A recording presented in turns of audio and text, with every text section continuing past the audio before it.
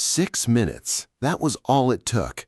6 minutes into Portugal's must-win match against Uzbekistan at NRG Stadium in Houston, João Cancelo delivered a precise cross from the right, and Cristiano Ronaldo, 41 years old, more than 1 billion people watching, the weight of an entire nation's expectation on his shoulders after a flat opening display, steered the ball with his right foot past the goalkeeper and into the net, and in doing so became the first player in football history to score at 6 different FIFA World Cups. Not 5, 6. 2006, 2010, 2014, 2018, 2022, 2026, 6 tournaments, 4 complete decades of World Cup history, and in each one, Cristiano Ronaldo has found the net. No one has ever done it. Not Pelé, not Messi, not any of the legends who came before him or who will come after him. This record belongs to him alone.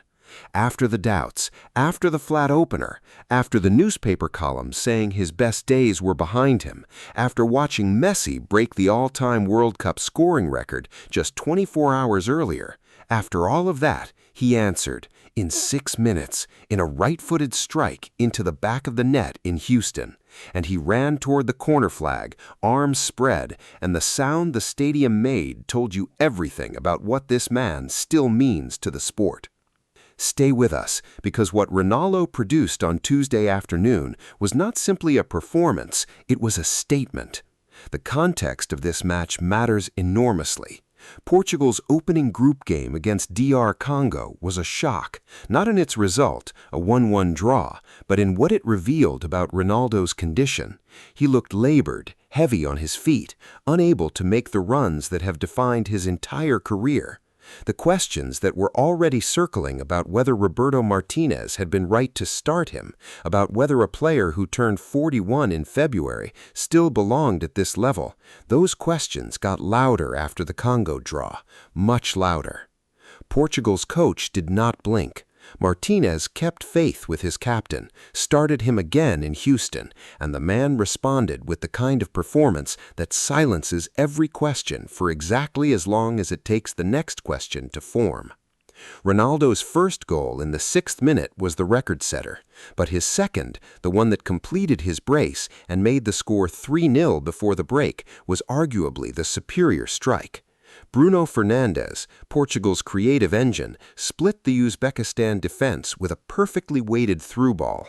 Ronaldo read the pass a fraction of a second before it arrived, bent his run with the meticulous geometry that has been his trademark across 23 years of professional football, and fired across the goalkeeper accurately into the far corner.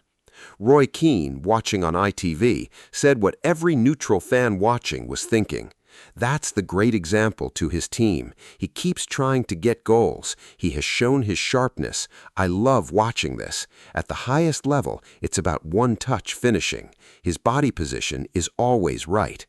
Always right at 41 in his 6th World Cup, against the clock that has been ticking loudly around him since the moment this tournament began.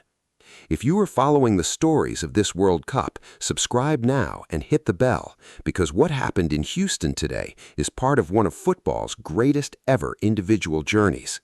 The full story of how Portugal arrived at this 5-0 scoreline is worth telling completely, because it was not only about Ronaldo, even if he was undeniably the heart of it. Nuno Mendes, Portugal's left back, was magnificent throughout. He set up the opening goal with his intelligent run, and 16 minutes in, when Portugal were awarded a free kick, the entire stadium, including Uzbekistan's goalkeeper, expected Ronaldo to strike it. Ronaldo stood over the ball. He waited, and then he stepped away and left it for Mendes, who drilled a low free kick perfectly into the near-post corner that the goalkeeper never moved for. A 41-year-old man, his name on the free kick, stepping aside, trusting his teammate, thinking about the team's goal rather than his own goal tally. The moment was so characteristic of the veteran leadership that Ronaldo has been cultivating in this stage of his career, and so contrary to the narrative of selfishness that has occasionally followed him, that it deserved more attention than it received. At 29 minutes, Uzbekistan had a moment of real quality. Azizjan Ghaniev unleashed a stunning long-range strike that flew into the net. For 1 second, the watching world thought something remarkable was unfolding, a goal of genuine class by a nation in only their second-ever World Cup match. VAR intervened. A foul on João Cancelo in the build-up had been missed by the referee in real time. The goal was disallowed. It was a heartbreaking moment for Uzbekistan, who had deserved something for their spirit, and the footage of their supporters' faces as the decision was confirmed captured the particular cruelty of technology applied without mercy. The second half continued Portugal's dominance without quite matching the first half's intensity.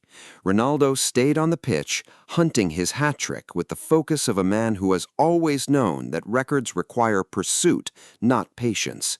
He had his chances, one header that was blocked on the goal line, one chip over the diving goalkeeper that a defender cleared from the goalmouth. He was inches, literally inches, from completing the hat-trick that would have been his 10th World Cup goal in 2 matches. It did not come. Uzbekistan's goalkeeper Abdulvahid Nematov put his own ball into his net from a corner for Portugal's 4th. Rafael Leao, introduced from the bench, hammered a 5th in the 87th minute with the power of a player determined to make his presence felt when the work was already done. Final score, Portugal 5, Uzbekistan 0.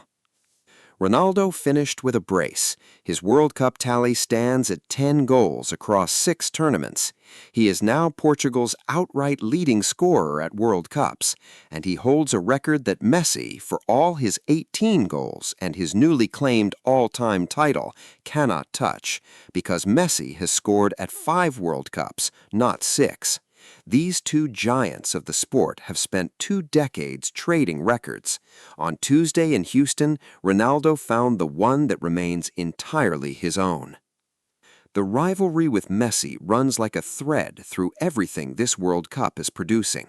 On Monday, Messi scored twice against Austria to reach 18 World Cup goals, surpassing Klose's 16 to become the all-time record holder.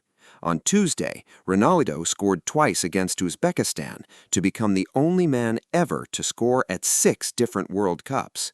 On Monday, Messi's record was global news. On Tuesday, Ronaldo made global news of his own.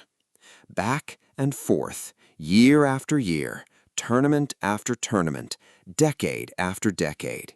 Even now, with both men in what anyone outside of football would call the closing chapters of their careers, they are still finding ways to produce moments that rewrite what was thought to be possible. Messi is 38, Ronaldo is 41. The 2026 World Cup may be their last shared stage. The conversations about legacy and greatness that have followed them since 2008 are reaching their final form on the pitches in North America this summer. And what both men have produced in the opening 2 weeks of this tournament has been, in its own remarkable way, a gift to everyone who loves football. Portugal now need a result against Colombia in their final group match to secure top spot in Group K. Colombia, who defeated Uzbekistan 3-1 in their opener, are strong and in form. The match will be one of the most anticipated second-round group fixtures of the entire tournament. Bruno Fernandes, João Felix, Rafael Leao, Portugal have quality running through every position, and leading them at 41 in his 6th World Cup, still finding the net in the 6th minute, Cristiano Ronaldo. He came to Houston under pressure and left having written another line in a story that football will tell forever. The doubters had their moment. Houston answered them.